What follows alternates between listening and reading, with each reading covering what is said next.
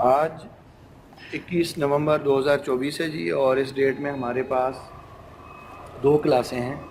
एक सीटी थर्ड है और एक सीटी सेकंड, यानी कि ये कंबाइन क्लास सीटी सेकंड और सीटी थर्ड की जो है वो खड़ी हुई है। तो आज की डेट में इनका प्रैक्टिकल है। हमारे पास एक प्लाट है, जैसा कि आपको ये भाई दिखा भी सकते हैं।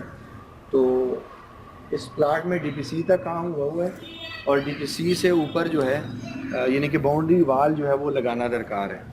और हम चाह रहे हैं कि सीटी सेकंड और थर्ड यानी कि जो कंबाइन क्लास है, इन बच्चों को हम बता दें कि इस बाउंड्री वाल में यानी कि ईंटें और साथ में डेफिनेटली मार्टर भी आएगा। तो बाउंड्री वाल को जब हम लगाएंगे तो उसमें ईंटों की जो नंबर ऑफ़ ब्रिक्स हैं वो कितनी हमें दरकार होंगी, और साथ में ईंटों को लगाने के लिए जो मार्टर हमें चाहिए होगा उसको हम कैसे कैलकुलेट करें, यानी कि उसमें सीमेंट और जो सैंड है उसकी क्वांटिटी कैसे कैलकुलेट करें।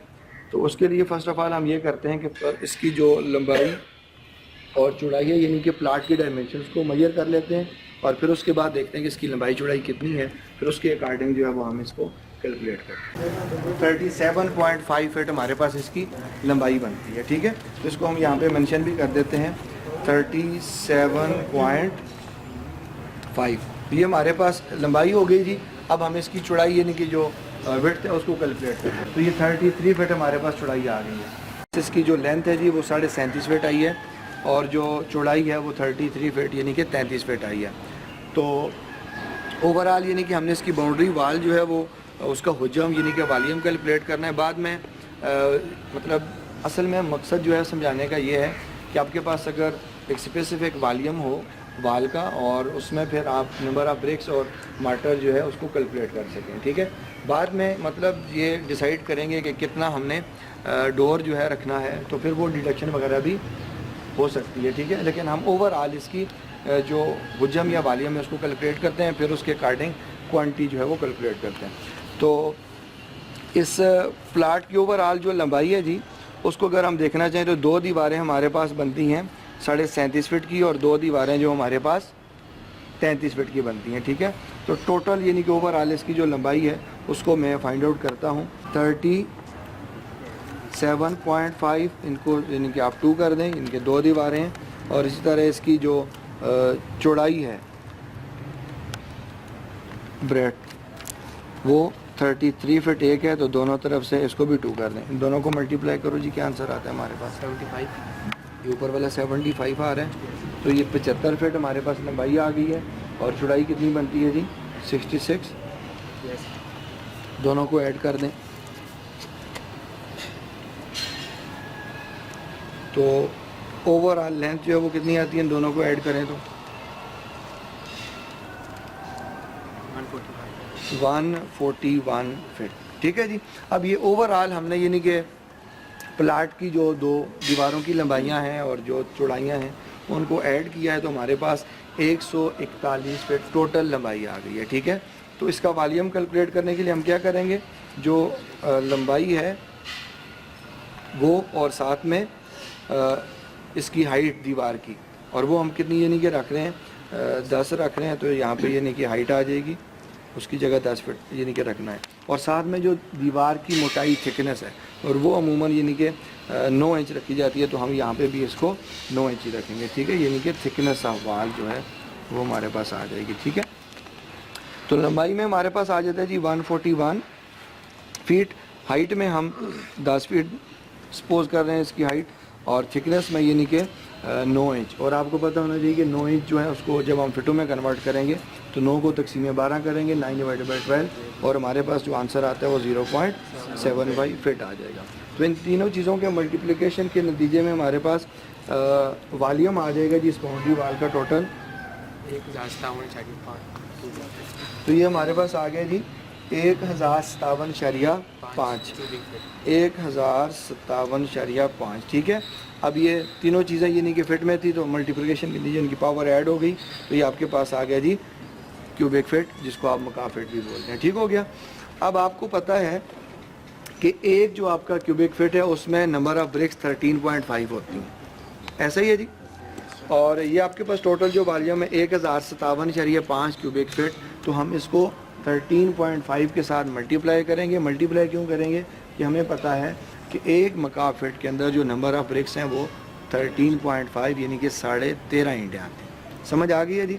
तो इस वॉल्यूम को 1057.5 मकाब फुट है, मल्टीप्लाई कर देंगे हम 13.5 के साथ, तो क्या रिज़ल्ट आता है जी? 14,276.25। अच्छा, तो ये नंबर ऑफ़ ब्रिक्स जो हैं वो आपके पास कितनी आ गई हैं? 14,276.25। ठीक है, तो 14,276 जो है वो हम इसको नियर अबाउट यानी कि आप कह लें कि 14,276 को हम यानी कि 300 कर लेते हैं कि 14,300 हमारे पास जो है वो नंबर ऑफ़ ब्रिक्स आ गई इस पूरी जो बाउंड्री वाल है इसको लगाने के लिए। ठीक है जी। अब उसमें साथ में यानी कि मार्टर का भी हमने कहा है, तो मार्टर भी यानी कि कैलकुलेट कर लेते हैं। मार्टर के लिए आपको रेशो का पता होना चाहिए जी, किस रेशो और निस्बत के साथ आपने मसाला जो है वो इन ईंटों के साथ यानी कि यूज़ करना है।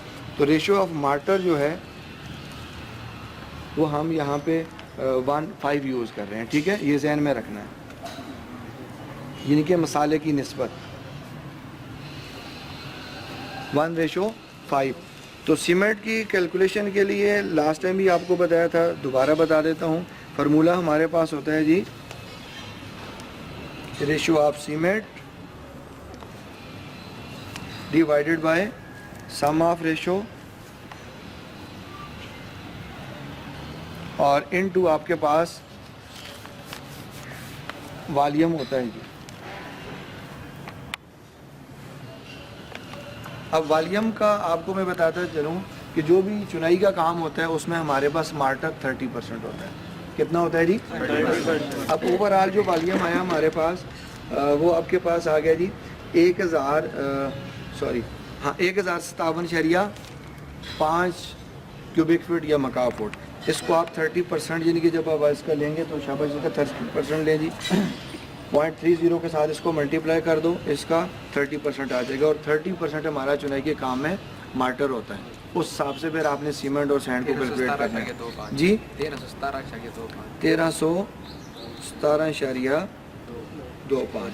तो ये हमारे पास मार्टर का यानी कि हुजम आ गया जी।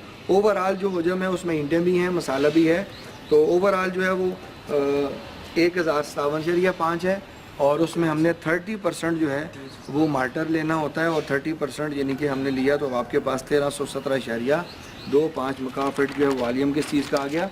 मार्टर का। ठीक है जी। यानी कि यहाँ पे जो चीज़ है वॉल्यूम ऑफ मार्टर तो वो 1317.25 हम यहाँ पे पुट करेंगे, तो ये वॉल्यूम ऑफ मार्टर आ गया।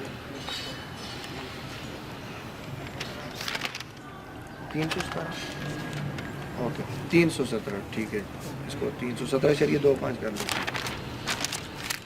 अब यहाँ पे हम वैल्यू पुट करते हैं जी सीमेंट बैग कैलकुलेशन के लिए। तो रेशो ऑफ सीमेंट हमारे पास 1 है, सम ऑफ रेशो 1:5 हमने यूज़ किया तो 5 + 1 6 हो गया। ठीक है, और वॉल्यूम ऑफ जो मार्टर हमने कैलकुलेट किया वो 317.25 आ रहा है। तो शाबाश जी 1/6 करें और मल्टीप्लाई करें 317.25 के साथ 2.875। तो सीमेंट का जो हमारे पास वॉल्यूम आया वो कितना आ गया जी? 52.85। अब आपको पता होना चाहिए जी ये 52.85 हमारे पास क्यूबिक फीट आया। जब भी आप मार्केट में जाएंगे सीमेंट को परचेज़ करने के लिए तो वहाँ पे आपने सीमेंट के बैग लेने हैं ना, तो सीमेंट का जो एक बैग है उसका हुजम आपके पास होता है जी 1.25 मकाब फुट या क्यूबिक फीट। ठीक है, तो ये 52.85 जो क्यूबिक फीट है इसको हम क्या करेंगे? सीमेंट के एक थैले के हुजम पे डिवाइड करेंगे, यानी कि 1.25 पे। क्या आता है जी आंसर हमारे पास? डिवाइड कर जी डिवाइड कर दें 52.85 डिवाइडेड बाई 1.25 और ये 1.25 क्या है जी? सीमेंट के एक थैले का हुजम है जिसको आप वॉल्यूम कहते हैं इंग्लिश में। 42.28 यानी कि ये नियर अबाउट आप इसको 43 कह सकते हैं जी। तो ये सीमेंट या नंबर ऑफ बैग जो है वो सीमेंट के कितने आ गए? 44। ठीक हो गया जी। दो चीज़ें हम कैलकुलेट कर चुके हैं, एक नंबर ऑफ ब्रिक्स और दूसरे नंबर पर बैग्स ऑफ सीमेंट। ठीक है जी, यानी कि सीमेंट के जो थैले हैं वो कितने आ गए 43। लास्ट वन जो हमारे पास चीज़ है जी वो है सैंड, रेत, जो मार्टर में आपने यूज़ की है। तो उसका फार्मूला यहाँ पे मैं लिखता हूँ जी, रेशो ऑफ सैंड यानी कि किस निस्बत के साथ आपने रेत इस्तेमाल की है, divide by sum of ratio और साथ में आपका जो वॉल्यूम होगा मार्टर का, यानी कि वॉल्यूम ऑफ मार्टर। मार्टर किसको बोलते हैं जी? मसाले को। ठीक हो गया जी। तो रेशो ऑफ सैंड हमने क्या यूज़ करनी है यहाँ पे 1:5, 5। ठीक है जी। और सम ऑफ रेशो हमारे पास 6 है और जो मार्टर का हुजम है वो हमने कैलकुलेट किया 317.25। तो शाबाश इसको कैलकुलेट करें जी 5/6 और मल्टीप्लाई कर दें 317.25। 264.375 मकाब फिट यानी कि क्यूबिक फिट। ठीक है जी। तो ये हमारे पास 264.375 है। अगर 100 आपके पास क्यूबिक फिट हो तो अमूमी आप उसको यानी कि आम फहम ज़ुबान में उसको कहते हैं जी ये एक सैकड़े। तो ये 264.375 आ रहा है, मतलब ये 2.5 सैकड़े से भी ज़्यादा की रेट है।